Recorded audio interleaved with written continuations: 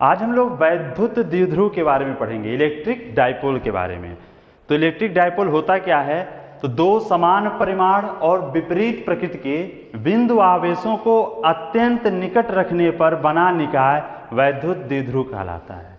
तो दो बिंदु आवेश हों और इनका परिमाण समान हो लेकिन प्रकृति अलग हो, जैसे एक यदि -q है तो दूसरा +q हो और यह दोनों अत्यंत निकट हों, तो यह जिस निकाय का निर्माण करते हैं उसी को हम वैद्युत द्विध्रुव कहते हैं।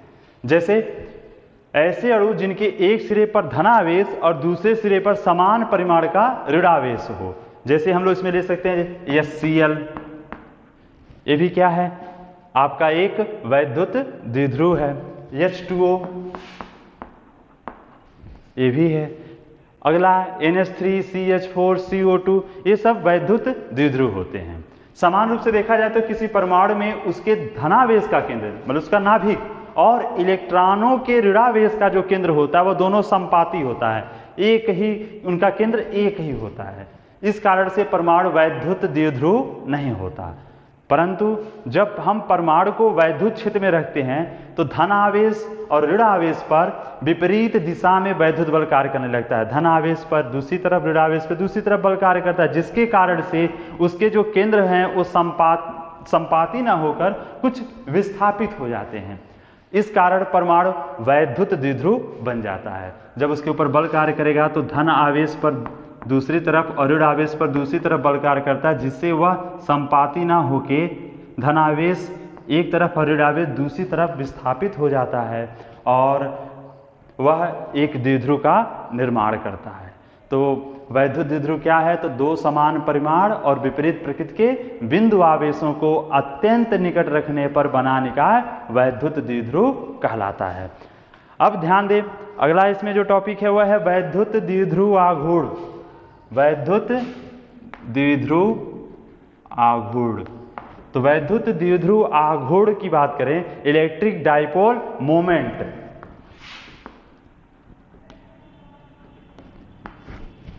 यह क्या होता है? ध्यान दें, हमारा जो वैद्युत द्विध्रुव है उसका जो सामर्थ्य है उसी को हम एक सदिश राशि के द्वारा व्यक्त करते हैं, जिसे वैद्युत द्विध्रुव आघूर्ण कहते हैं।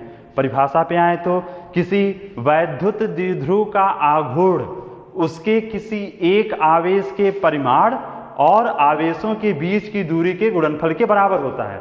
जैसे अगर कोई वैद्युत द्विध्रुव की बात करें, पहले -q और +q, ये दोनों मिलकर एक द्विध्रुव का निर्माण किए जिनकी बीच की दूरी बहुत कम है, उसको हम लोग 2l मान लें। तो वैद्युत द्विध्रुव आघूर्ण जिसको P से प्रदर्शित करते हैं, तो किसी एक आवेश का परिमाण और उनके बीच की दूरी के गुणनफल को ही क्या कहते हैं? वैद्युत द्विध्रुव आघूर्ण।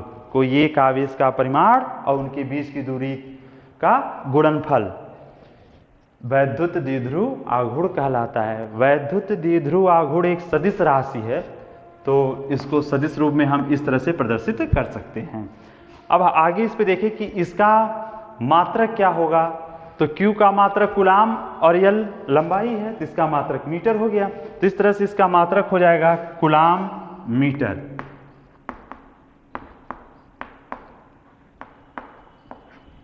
Coulomb metre.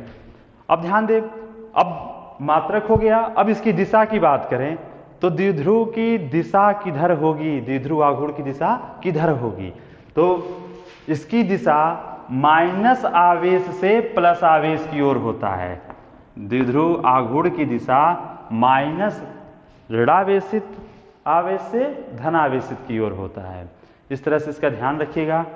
रसायन विज्ञान में हम लोग पढ़े हैं कि धन से ऋण की ओर होती है, इसलिए कई बार बच्चे कंफ्यूज हो जाते हैं। वो वहाँ पढ़ते हैं प्लस से माइनस की ओर और यहाँ पढ़ते हैं माइनस से प्लस की ओर, तो इस पर थोड़ा ध्यान रखिएगा। भौतिक विज्ञान में हम लोग देखें तो वैद्युत द्विध्रुव के आघूर्ण की दिशा को हम लोग मानते हैं माइनस से प्लस की ओर। अब इसमें अगला टॉपिक हमारा है वैद्युत द्विध्रुव के कारण उत्पन्न वैद्युत क्षेत्र की तीव्रता।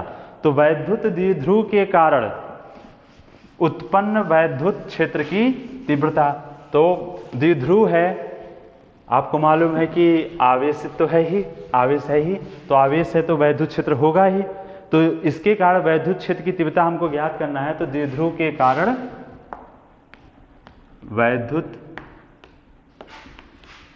क्षेत्र की तीव्रता,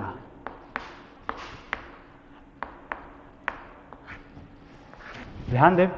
अब इसमें जो स्थिति है वह तीन तरह की हो जाती है। एक अक्षीय जिसे हम अनुदैर्ध्य स्थिति कहते हैं, दूसरा निरक्षीय जिसे हम अनुप्रस्थ स्थिति कहते हैं, और तीसरा किसी भी स्थिति में।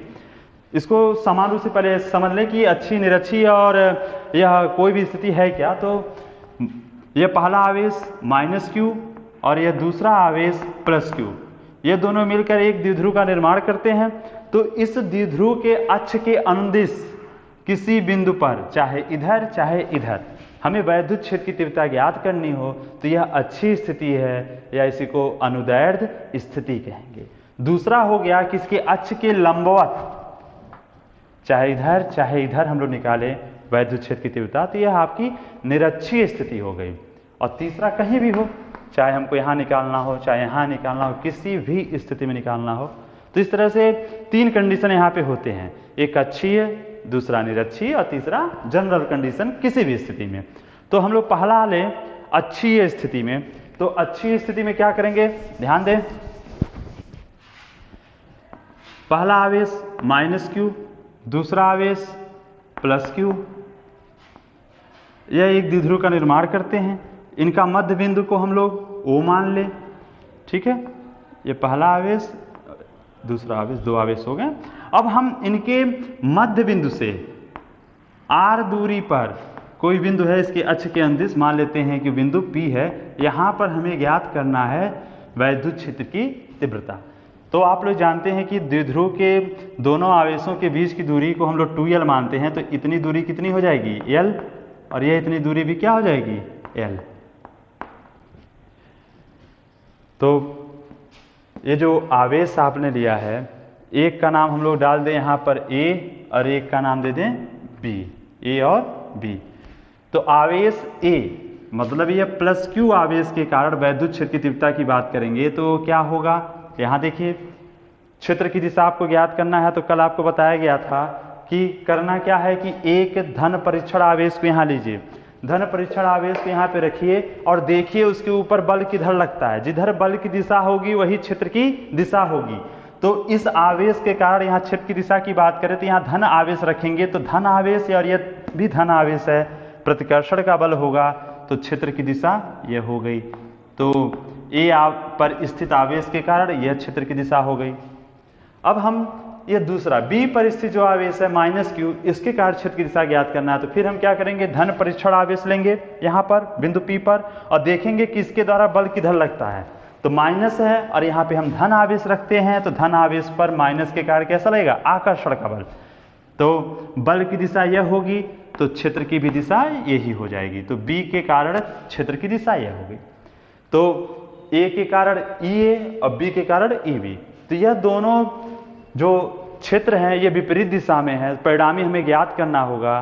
तो सदिश योग कर लेंगे तो हमें प्राप्त हो जाएगा। तो पहले हम लोग क्या करें कि इनका मान ज्ञात करें कि EA का मान कितना है और EB का मान।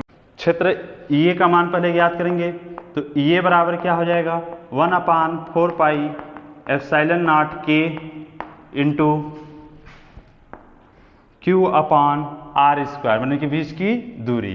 तो इनके बीच की दूरी क्या हो जाएगी, देखिए A से इनके बीच की दूरी, देखिए इतनी दूरी है R, हमें इतनी दूरी नहीं चाहिए L, तो कितना बचा R - L। तो हो जाएगा R - L का होल स्क्वायर। सूत्र आपको मालूम ही होगा ना वैद्युत क्षेत्र की तीव्रता, 1/4 pi epsilon not K Q/r², दूरी का वर्ग। तो आवेश Q और P के बीच की जो दूरी है वह R - L है, तो R - L का स्क्वायर। अब हम EB का मान ज्ञात करेंगे तो इसी तरह से 1/4 pi epsilon not K Q/, हाँ, अब B से P की दूरी कितनी हो जाएगी, देखिए इतनी दूरी R है और इतना एक्स्ट्रा हो गया L, तो R + L, तो R + L का होल स्क्वायर। अब हम इनका परिणामी ज्ञात करेंगे। परिणामी क्षेत्र किसका कितना हो जाएगा? ई। देखिए इन दोनों में कौन बड़ा होगा? देखिए दूरी जिसकी कम होगी क्षेत्र उतना ही अधिक होगा। तो यह दूरी कम है इसकी तुलना में, तो यह क्षेत्र क्या होगा? अधिक होगा। तो ई ए माइनस ई बी, क्योंकि दोनों विपरीत दिशा में, इसलिए इनका परिणामी निकालने के लिए घटा लेना होगा।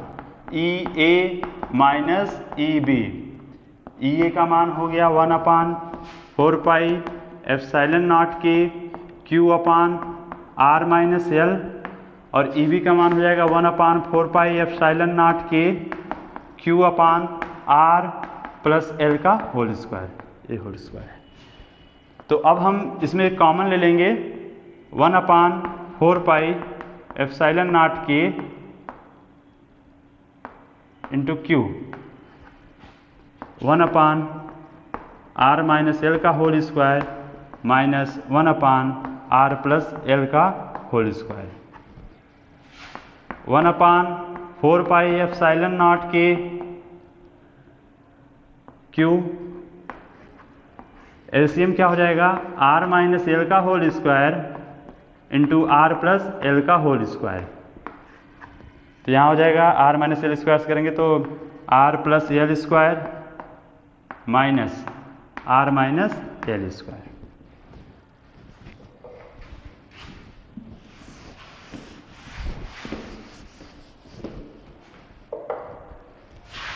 ई बराबर 1/4 पाई एप्सिलॉन नॉट के into Q R minus L का होल। हाँ देखिए यहाँ पे ये किस तरह से दिख रहा है? आप लोग पढ़े होंगे ए माइनस बी का होल स्क्वायर ए प्लस, एक मिनट किया, ए माइनस बी इंटू ए प्लस बी बराबर क्या पढ़े हैं? ए स्क्वायर माइनस बी स्क्वायर। तो हम लोग इसको देखिए इन टोटल का स्क्वायर कर सकते हैं ना, इसको ऐसे लिख सकते हैं। अभी किसी को कोई दिक्कत इसमें? अभी देखिए इस पे स्क्वायर है, तो हम इन दोनों का इस तरह से लिख सकते हैं। इस तरह लिख देंगे तो हम इस सूत्र का उपयोग कर लेंगे इनको सॉल्व करने के लिए। ऊपर वाला देखिए अभी आर प्लस एल का होल स्क्वायर है, तोड़ लेंगे तो ए, आप लोगों ने पढ़ा ही होगा, ए प्लस बी का होल स्क्वायर बराबर क्या होता है? A square plus B square plus 2ab। ठीक है, तो उसी का उपयोग कर लेंगे। तो R square plus L square plus 2rl minus, अब हम अगले को तोड़ेंगे इसे, तो a माइनस बी का होल स्क्वायर भी जानते होंगे, बस यहीं पर माइनस कर देंगे तो क्या हो जाएगा? A square plus B square minus 2ab। तो हो गया R square plus L square minus 2rl 1/4 pi epsilon naught के इंटू क्यू। अब देखिए R square plus L square plus 2rl, अब ब्रैकेट को तोड़ेंगे तो यहाँ चिन्ह माइनस है तो सबका चिन्ह बदल जाएगा, तो minus R square minus L square plus 2rl। और नीचे देखिए a minus B A plus B, इसका उपयोग करेंगे तो क्या हो जाएगा? R square minus L square, और ब्रैकेट इस पर घात 2 है ही। अब देखिए यहाँ पे आर स्क्वायर पॉजिटिव है, ये क्या है? नेगेटिव, कट जाएगा। एल स्क्वायर पॉजिटिव, ये नेगेटिव कट गया, और ये भी पॉजिटिव जुड़ जाएंगे। 2rl plus 2rl 4rl। तो इस तरह से 1/4 पाई एप्सिलॉन नॉट के इंटू क्यू, अंदर बच गया 4rl, और नीचे हमारा कितना बचा है? R square minus L square का होल स्क्वायर।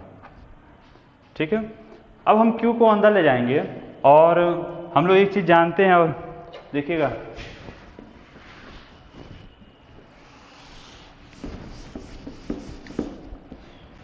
P बराबर Q इंटू 2L। यहाँ देखिएगा Q भी है, L भी है, और यहाँ 4 है, तो 2 इंटू 2 लिख सकते हैं ना इसे। तो देखिए क्या हो जाता है? 1/4 पाई एप्सिलॉन नॉट की Q इंटू 2L इंटू 2। देखिए 2 से गुणा होगा तो एक R छूट गया है 2R। ठीक है, देखिए Q इंटू 4RL, तो उसी को हम लोग Q इंटू 2L एक साथ ले लिए हैं और 2R को अलग कर लिए, गुणा करेंगे यही चीज़ आपको मिल जाएगा। तो R square minus L square का होल स्क्वायर। अब ध्यान देंगे हम लोग कि ये जो R है और L है, द्विध्रुव होता क्या है, तो बहुत ही अल्प दूरी पर स्थित हो तो उनके बीच की दूरी कम है, तो 2L बहुत कम होता है और यहाँ पे L है, ये और भी छोटा होगा।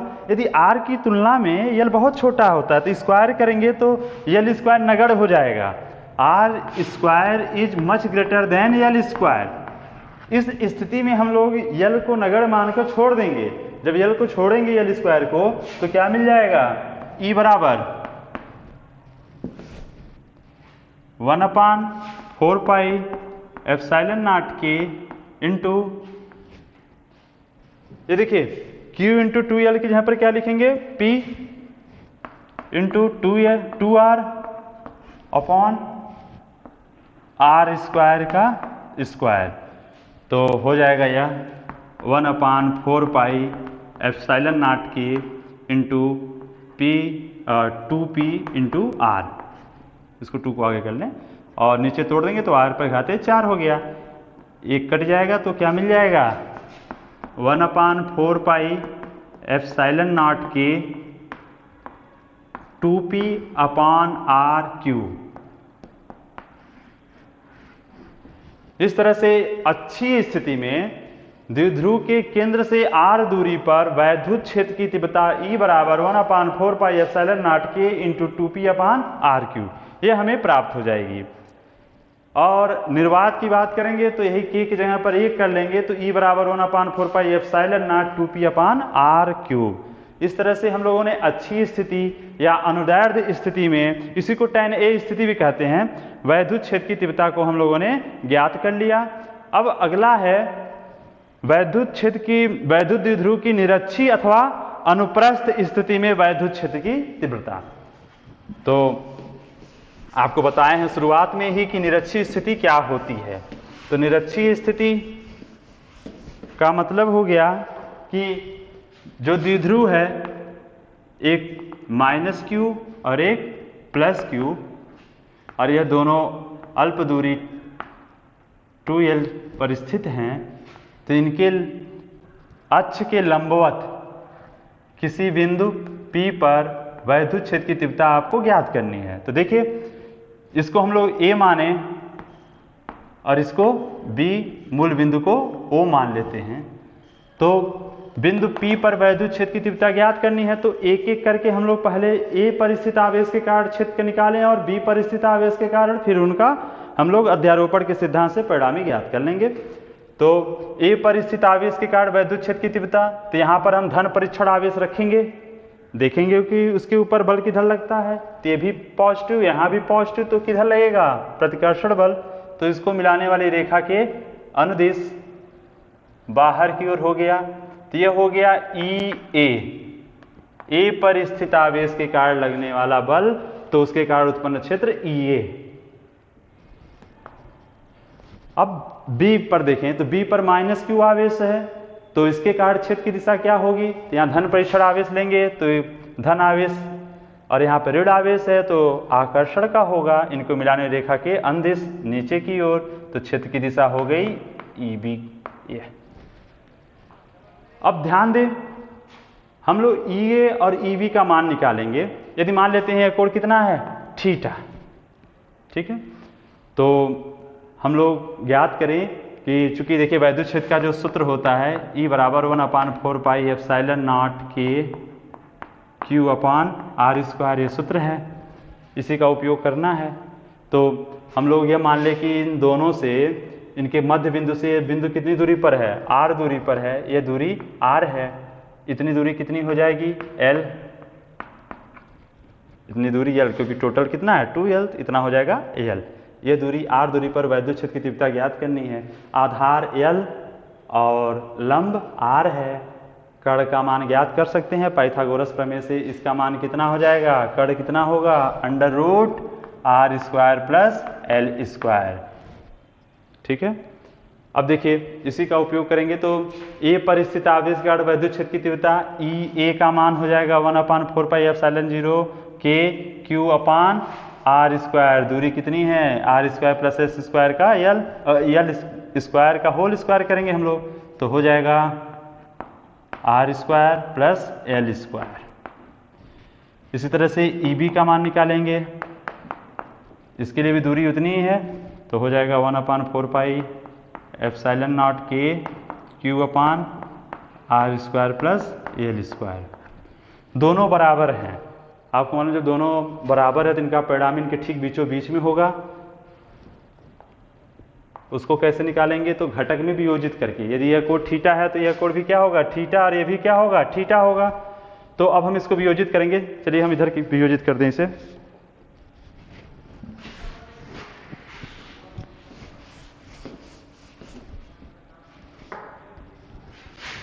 देखिए यह EB थीटा, ये भी कोण थीटा है। तो EA को हम लोग वियोजित करेंगे दो घटकों में, तो एक घटक इधर हो जाएगा EA साइन थीटा और इधर हो जाएगा EA कॉस थीटा। उसी तरह से इसका भी EB साइन थीटा और इधर हो जाएगा EB कॉस थीटा। घटक में वियोजित करना हम लोग पढ़े हैं फर्स्ट ईयर में ही, ठीक है। कोई समस्या होगी तो बताइएगा उससे। अब आगे देखिए, EB साइन थीटा और EA साइन थीटा विपरीत दिशा में है और इनका परिमाण भी समान है। देखिए EA और EB दोनों परिमाण में बराबर हैं, तो यह एक दूसरे को निरस्त कर देंगे और यह दोनों आपस में जुड़ जाएंगे। इस तरह से परिणामी क्षेत्र हमें ज्ञात करना है। E बराबर तो क्या हो जाएगा, EA cos theta plus EB cos theta. मान भर देंगे 1/4πε0 K Q/r² plus l² cos theta plus